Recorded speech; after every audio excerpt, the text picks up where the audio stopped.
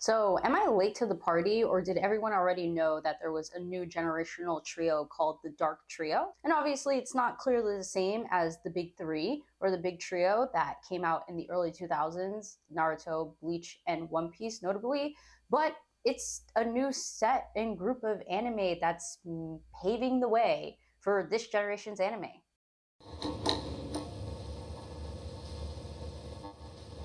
Hey everyone, welcome back to another episode of Animal. So, if this is the first time you're hearing about the Dark Trio, then first things first, who are they and why are they called the Dark Trio?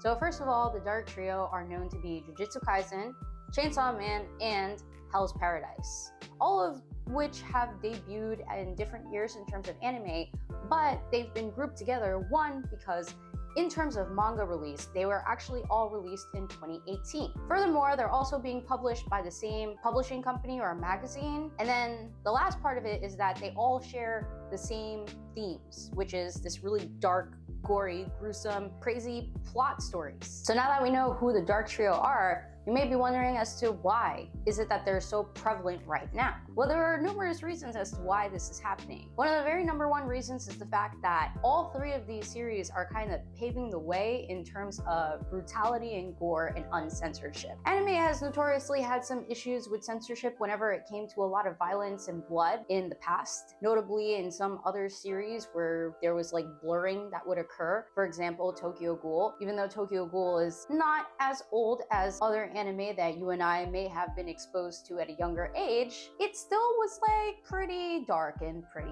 up, and for that reason there is a lot of censorship around the show. Even today, if you try to watch it, you'll find a lot of blurred scenes where you'd expect to see some vomiting notion graphic stuff. But with these three anime, they've kind of taken the whole gory dark thriller concept and said, you know what, it, let's just throw it all at them. And it helps that MAPPA is actually animating all three of these. So not only are they all from 2018, not only are they all thematically similar, but MAPPA has decided to say, you know what, let's animate all these and let's make it as gruesome as possible, because some of the scenes that have been animated for Chainsaw Man and for Hell's Paradise, notably storyline and grotesque themes in animation / art style aside, another way that these three anime are paving the way for new things are through their protagonists. The protagonists of these three notable stories seem to either be doomed from the start or really complex characters to the point of, do you really root for them or not? Is this someone that I truly want to support?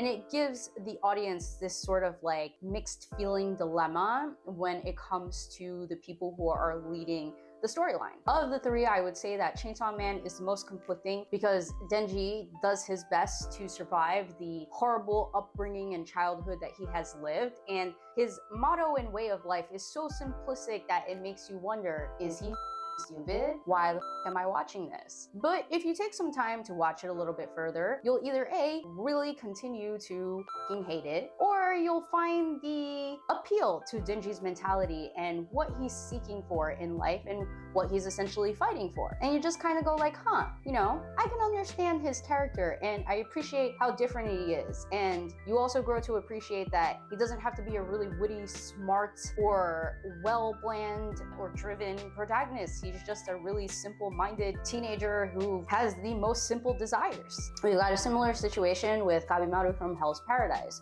who is basically placed on death row for killing a bunch of other people, but we find out as the story goes on. And this is still animating right now in its spring 2023 seasonal block, but from the few episodes that have been released so far, 6 or 7, we see that even though his approach is like really dark and there isn't much room for, I guess you could say, negotiation or amicable terms with others, based on how Gabimoto likes to handle conflict, you do get to understand that deep down inside, he's actually a pretty good guy and has some solid morals. Going back to the storyline a bit, another thing that you notice right away is that the beginning of each of these stories seem to have a very straightforward objective. For Yuji, it's to collect all of Yomin Sukuna's fingers, ingest them, and then probably inevitably die at the end of the series so that they could kill the spirit once and for all. For Gabimaru, it is to find the elixir of life and have his crimes expunged so that he could return to his wife.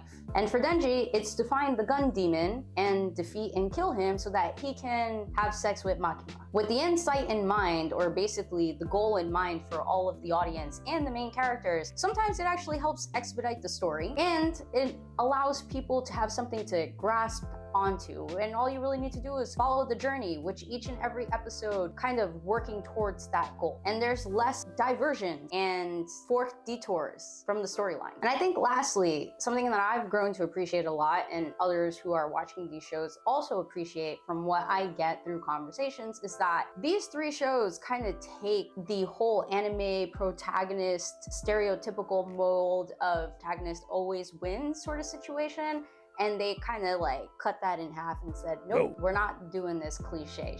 And most of our protagonists may be doomed to death from the start of the storyline. Furthermore, there is a lot of Furthermore, you can tell that the mangaka makes great effort and stride to make sure that they don't provide too much favoritism towards the main characters. So there's a lot more realistic, real world, even though it's an anime, type of scenarios applied where the protagonist does lose and loses horribly. An example of this is when Itadori Yuji suffers his first huge loss, and that's when his friend Junpei, who's manipulated by Mahito, one of the cursed spirits and main antagonists in season 1, manipulates him into using other cursed spirits and basically doing malicious things and hurting other people. This turns into a huge conflict between him and Yuji, and thanks to Mappa's wonderful, fantastic opening song Catfish, we think that at some point in this story they'll resolve their issue and Yuji will save him from Mahito's corruption and manipulation, but instead Junpei dies. And we get to see Yuji essentially reeling with the responsibility of that death when it wasn't necessarily his fault. So we see him suffer with great deal and loss right in the first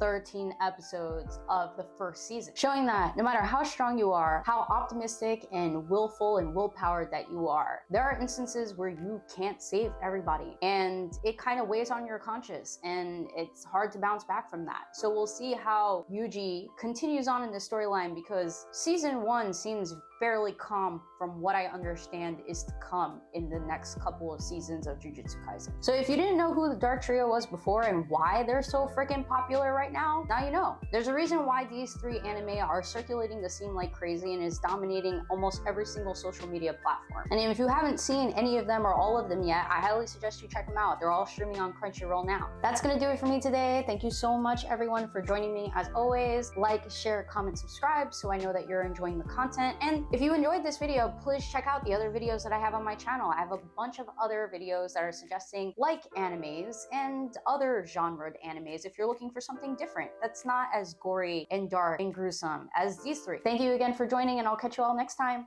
Bye.